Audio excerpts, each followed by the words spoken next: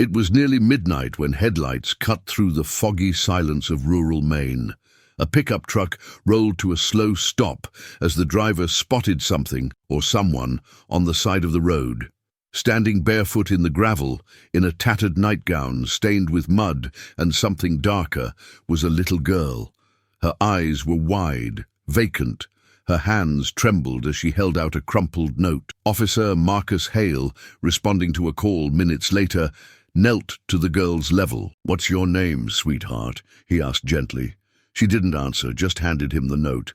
"There are more kids. Please help us." The child's name was Mia Collins. She was 9 years old and had just escaped from a place no one ever suspected, the Whitmore Children's Home, a pristine, highly praised orphanage known for changing lives. On the surface, it was a sanctuary. But what Mia revealed next would unravel a nightmare no one saw coming. A carefully crafted illusion of kindness, hiding years of suffering. How could a place built to protect become the very thing these children feared the most?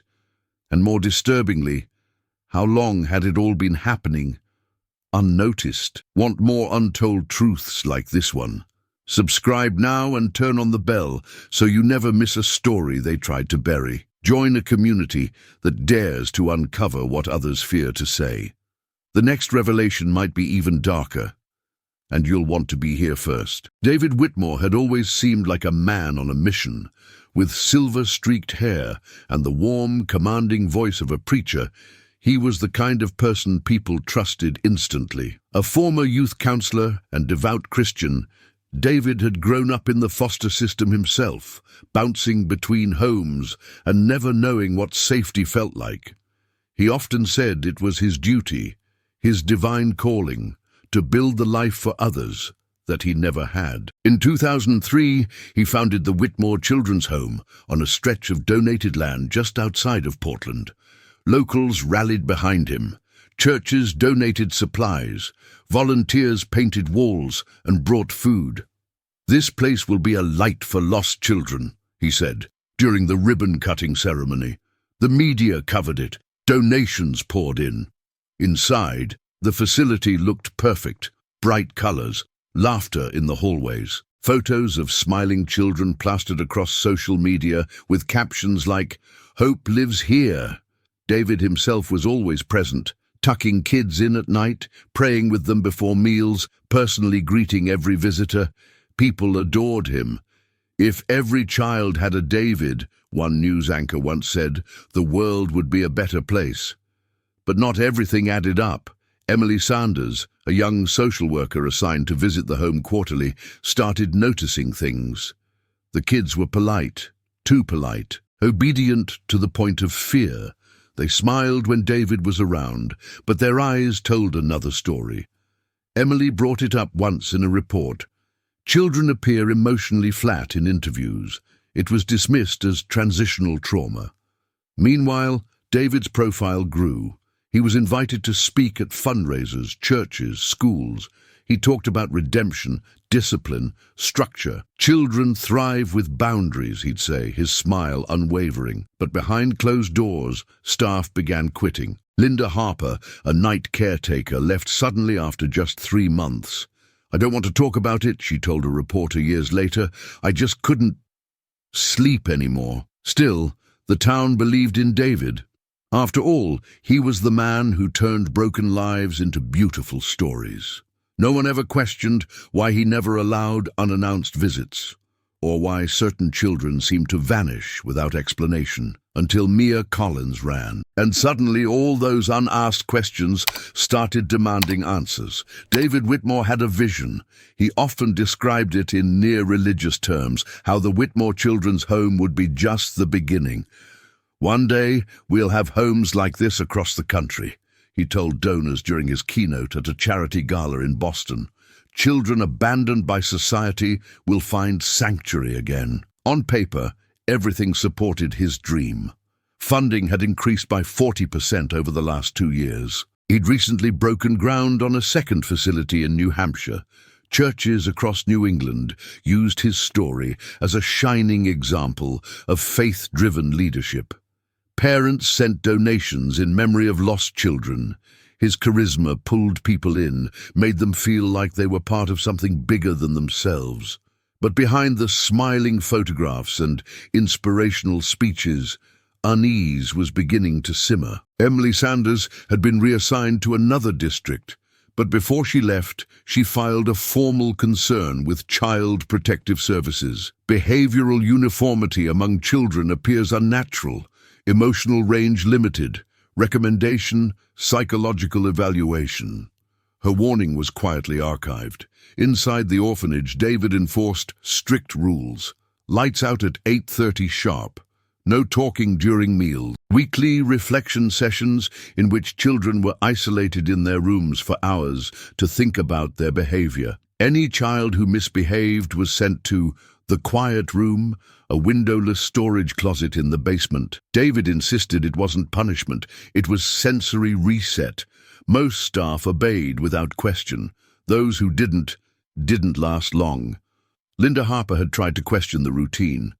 One evening, she overheard a child, Leo, crying alone in the quiet room. She opened the door and pulled him out. The next morning, David called her into his office and terminated her employment. "You're not aligned with our philosophy," he said coldly. That same week, Leo was removed from the roster. "Adopted," David told the staff. No paperwork was filed. His belongings were boxed up and discarded. No one ever saw him again. There were more like him, children who arrived, stayed for weeks or months, and then disappeared. When asked, David always had an answer. Private adoptions, reunifications with relatives, transfers to other programs. But no one could verify any of it. Records were vague, phone numbers disconnected. Still, his charm never faltered. When a small-time journalist, Sarah Dunley, asked David for access to the Home for a Human Interest piece, he declined with a smile. "We've had trouble in the past with outsiders misinterpreting our methods. It's best to protect the children's peace." Then came the fire drill. A local firefighter doing a routine inspection noted that the lower-level rooms had no sprinklers. "Why would an orphanage have sealed rooms with no exits?" he asked. David responded with righteous indignation. "Those are storage spaces, restricted for safety." But one child, Mia, had been locked in one of those very rooms just days before, and something had changed in her since then. Mia had always been quiet, but after that night, she stopped speaking entirely. Her drawings grew darker, sketches of shadowy figures standing over children, crosses dripping with red. When one staff member found a crumpled note in her laundry basket reading, "Please let us out," she showed it to David. He dismissed it. "She's processing trauma. Ignore it." But the staffer didn't sleep that night. Other children started wetting the bed, even those well past that age. They refused to go to bed. They whispered at night about voices behind the walls. And David grew more controlling. He installed locks on staff phones, instituted a policy banning outside calls. "No distractions," he said. "These children need structure." More and more, the facility began to feel less like a home and more like a closed system, perfectly insulated from the world outside. Pastor Raymond Clark, one of the home's biggest supporters, began to feel uneasy. He'd known David for over a decade and had baptized several of the children himself. "They seemed detached," he later said, "like they were performing happiness, not living it." But every time he raised a concern, David had a way of disarming it. "They've been through hell, Ray. It takes time." Still, the seed of doubt had been planted. Then came the fundraiser dinner. David stood at the podium in a perfectly tailored suit, beaming under the spotlight. "This isn't just about charity," he said. "It's about creating warriors of light." Applause, smiles, cameras flashed. Meanwhile, Mia Collins sat alone in her room, clutching a handmade map she'd drawn of the orphanage. On it were red marks. "Us," she had written beside one, "gone" beside another. She had been watching, counting, planning, and the next morning she vanished. No alarms, no witnesses, just an open window, muddy footprints, and one child gone from a place built to protect her. But this time, she wasn't running away from home. She was running to save the other. Mia Collins vanished from her room on a Tuesday morning, Just before breakfast, staff discovered her bed untouched, her window cracked open, and a trail of muddy footprints leading into the woods behind the orphanage. David Whitmore immediately initiated a controlled response. Staff were told not to alert the authorities until he gave the word. "We don't need a media circus," he snapped. "She'll come back. They always do, but this time was different." By mid-morning, Linda Harper, though long dismissed, had received a text from an unknown number. "It's Mia. Please help. I ran." Attached was a photo of a forest path and a torn page from a children's book once kept in the orphanage's reading room. Linda drove 2 hours through unfamiliar back roads until she found Mia at a gas station near the outskirts of Bangor, curled up behind a dumpster, shaking and covered in fresh bruises. She brought Mia to the local police precinct, where Officer Marcus Hale took her statement, or tried to. Mia barely spoke. She only wrote. In uneven print, she began to describe the inside of the orphanage. Isolation rooms, punishments, strange rituals disguised as spiritual therapy. She drew maps, faces, red X's, one for Leo, one for Hannah, one for Mason. Children who had gone away. Detective Carla Monroe was called in that same night. At first, she thought it was an exaggeration, a traumatized child spinning fantasy.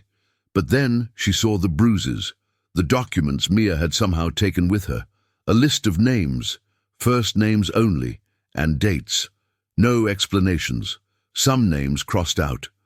Within 24 hours, the detective filed a warrant request for entry into the Whitmore Children's Home. David Whitmore answered the door himself, calm, almost smug. "I heard Mia turned up. Poor girl's been troubled since she arrived. I was worried she'd hurt herself." Detective Monroe didn't respond. She stepped inside with her team. The first thing she noticed was how clean everything looked. Too clean, like a model home, not a living facility. The children they passed in the hallway looked trained. They smiled, said good morning, and then stared straight ahead. A boy dropped his crayon and flinched before bending to pick it up.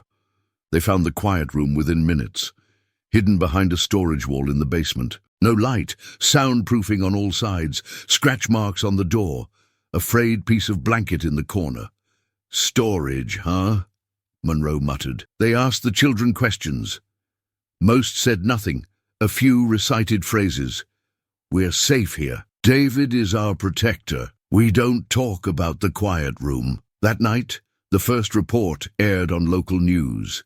Sarah Dunley, the journalist who had been denied access months earlier, stood outside the gates. Allegations of child abuse have emerged against David Whitmore, founder of the Whitmore Children's Home. Public reaction was immediate and divided. Some refused to believe it. "David saved my cousin's life," one woman said on camera. "He's a saint." Others remembered subtle signs. "I volunteered there once," a former teacher said. "The kids were polite, but it felt off, like they were afraid of doing something wrong." Detective Monroe's investigation deepened. She requested full records of all children admitted over the last 10 years. Only partial files were produced. Many names from Mia's list had no digital footprint, no proof of adoption, transfer, or even arrival. Linda Harper returned to give a full statement.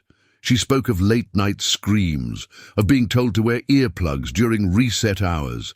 She recalled one incident where a child begged not to be taken downstairs, and the look in David's eyes as he calmly dragged the boy away. "He told me, 'Some wounds require silence to heal. I still hear that in my nightmares.'" The state moved quickly to suspend the orphanage's operations pending investigation. David was placed on administrative leave but not yet charged.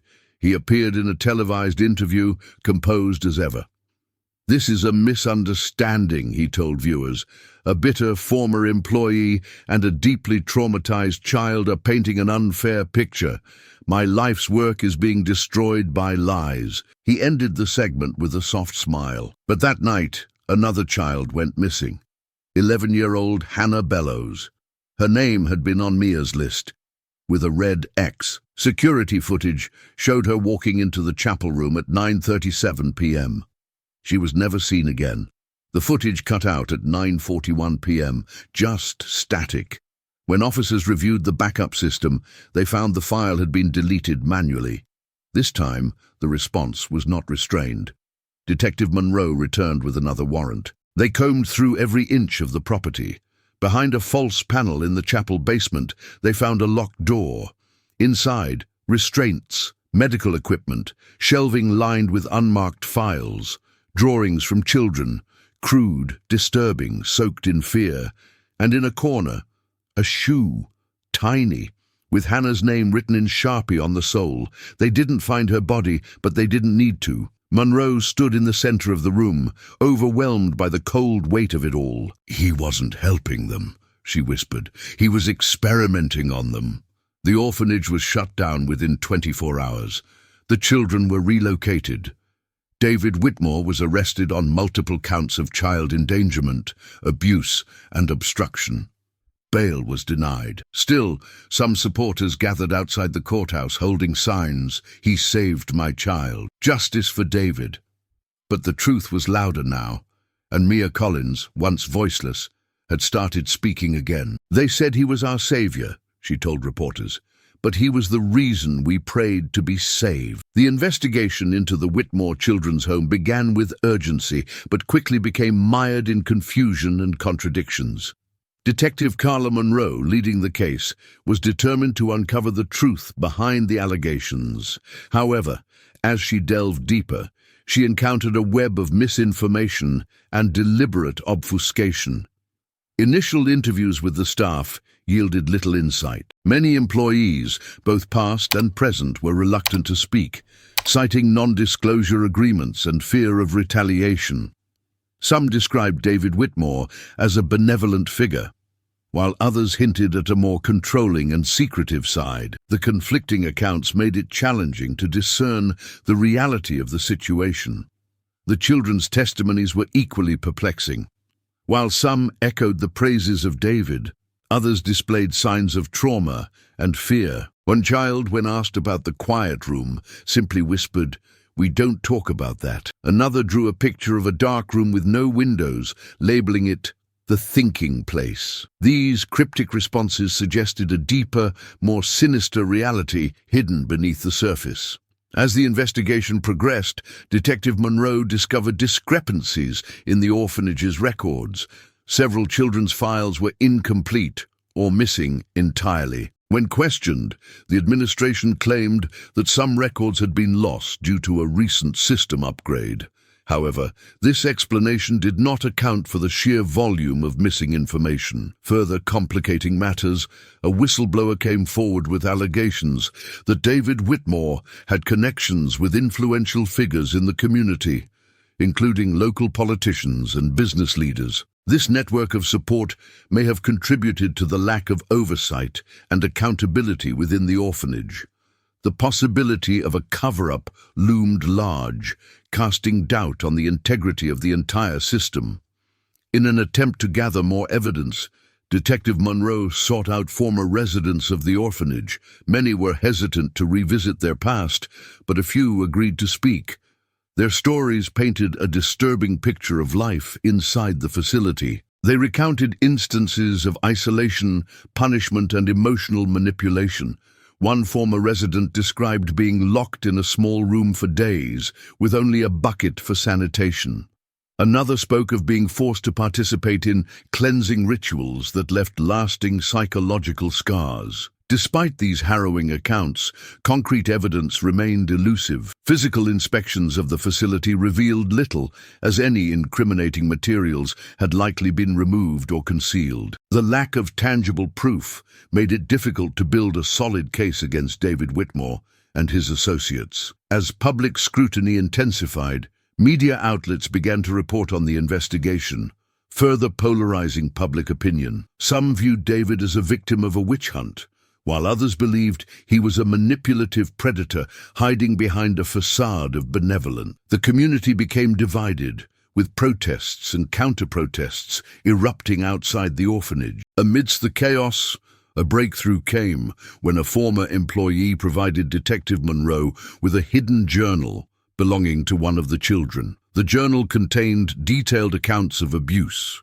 including names, dates, and specific incidents. This newfound evidence corroborated the testimonies of former residents and shed light on the extent of the misconduct within the orphanage. Armed with this information, Detective Monroe intensified her efforts, conducting further interviews and gathering additional documentation. The pieces of the puzzle began to fall into place, revealing a pattern of systemic abuse and negligence.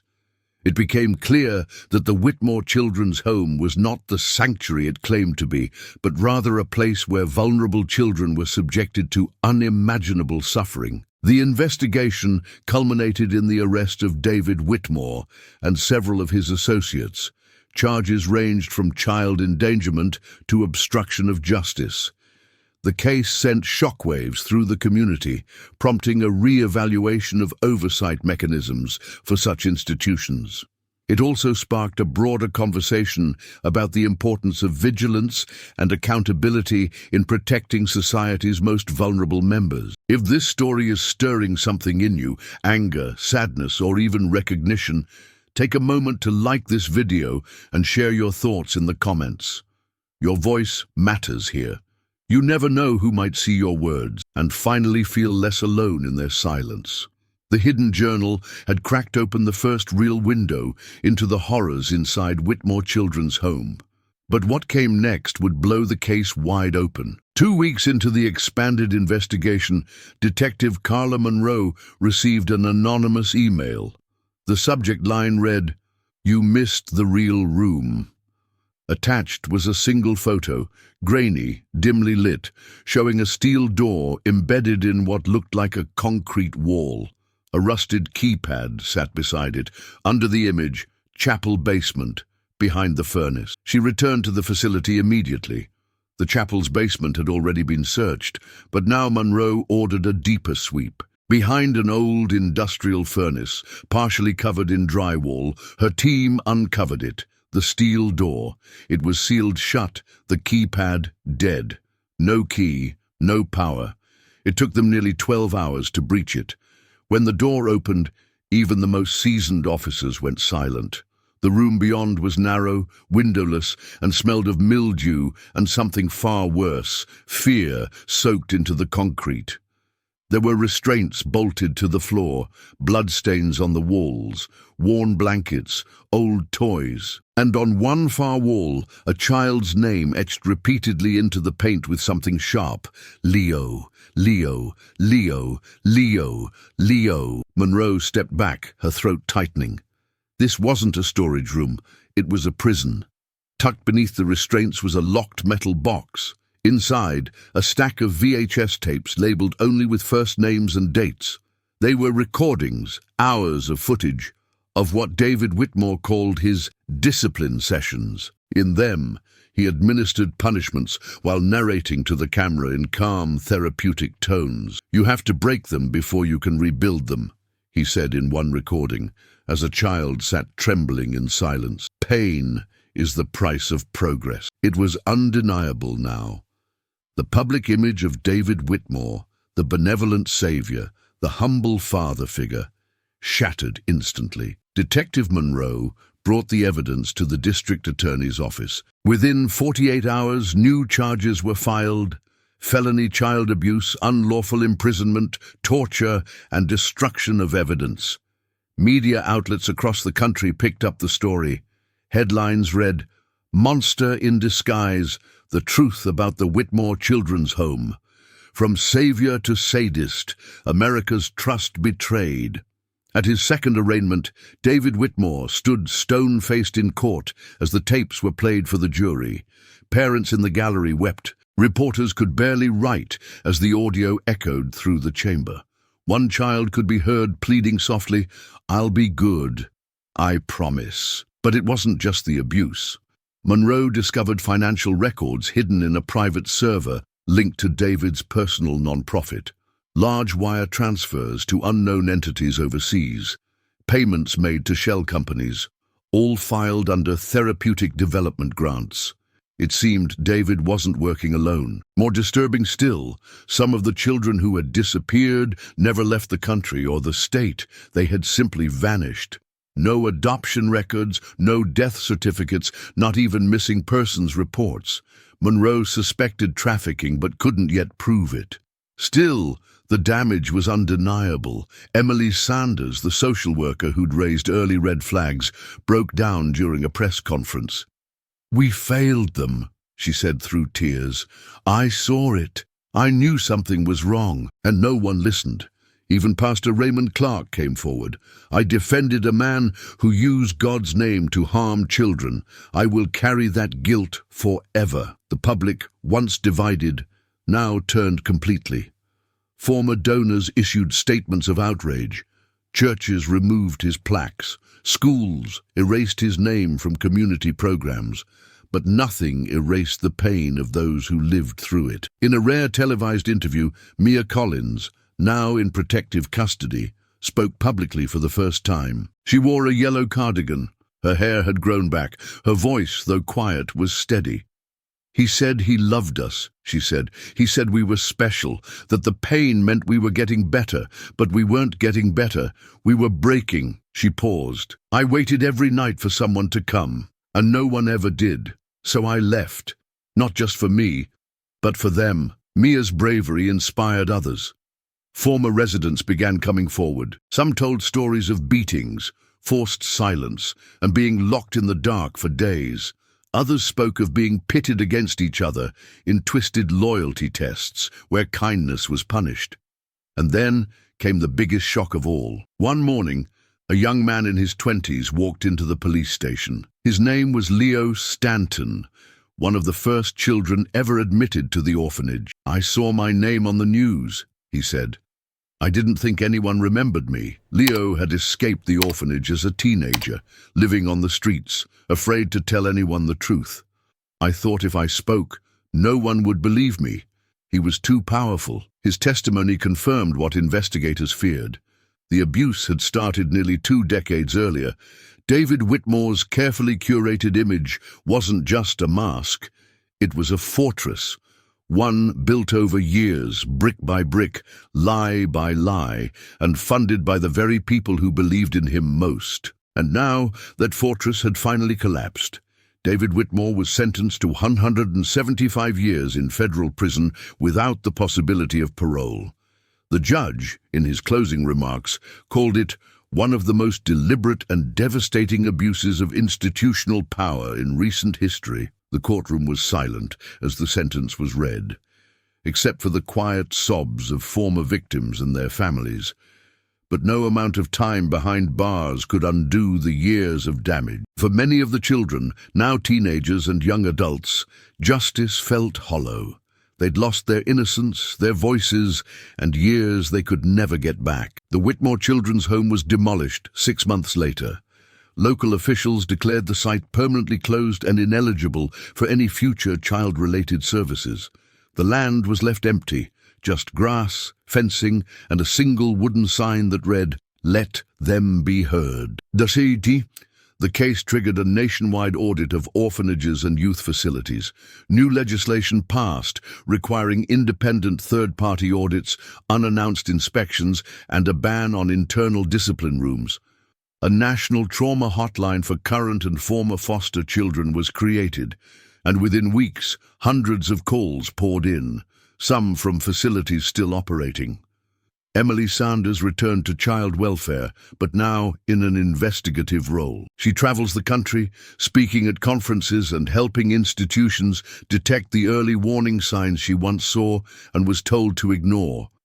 "I don't want another Mia," she says in every talk.